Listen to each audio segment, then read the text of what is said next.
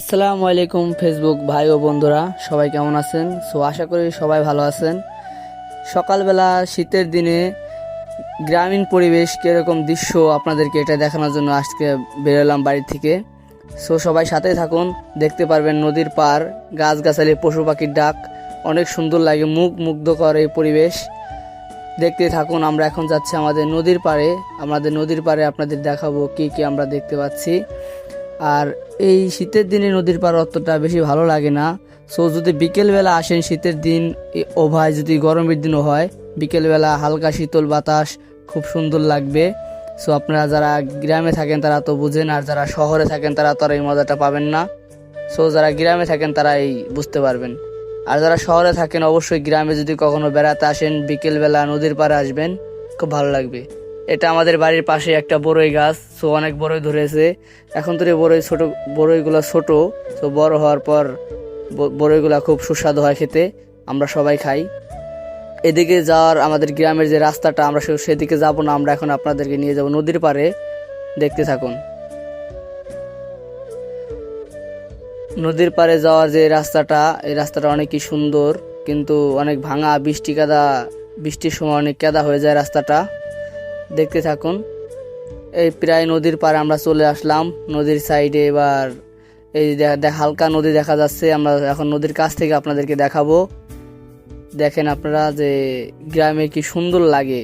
এই দৃশ্যটা যদি বিকালের দিক হয়, হালকা শীতল বাতাস, অনেক মজা লাগে। কিন্তু শহরে মানুষ আপনারা এটা কখনো ওই অনুভবটা করতে পারবেন না।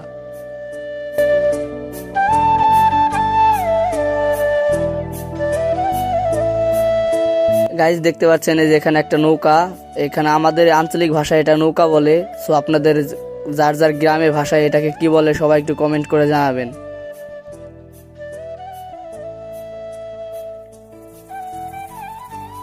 আমরা দেখতে পাচ্ছি দূর থেকে দুই জেলে ভাই মাছ ধরতেছে।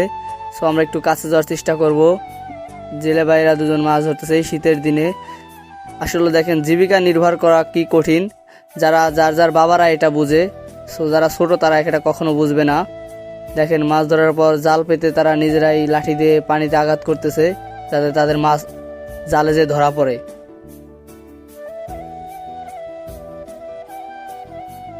এই দেখেন এই সাইডে অনেক বড় গাং। এই যে পাশে যে আপনারা দ্বীপটা দেখতেছেন, বর্ষার সময় দ্বীপটা ডুবে যায়। ডুবে যাওয়ার পরে এই গাংটা অনেক বড় হয়ে যায়, তখন এই গাংটা দেখতে আরো অনেক বেশি ভালো লাগে।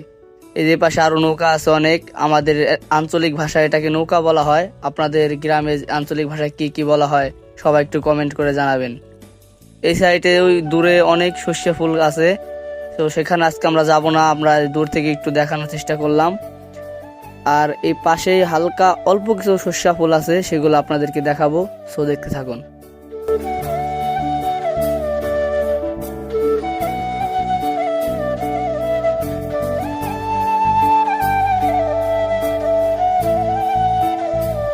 দেখতে পাচ্ছেন আমরা সর্ষে খেতে চলে আসলাম, কিন্তু এখানে কিন্তু খুবই অল্প সর্ষে আছে।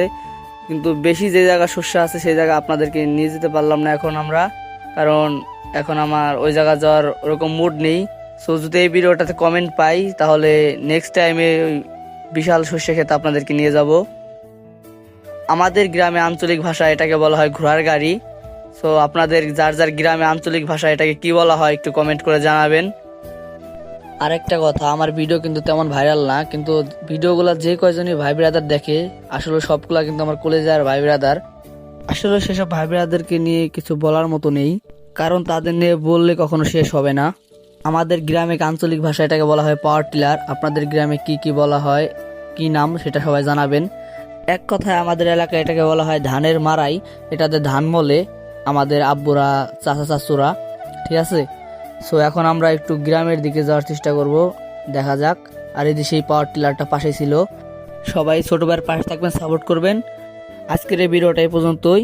সবাই ভালো থাকবেন, সুস্থ থাকবেন। আল্লাহ হাফেজ। আবার দেখা হবে নেক্সট কোনো ভিডিওতে।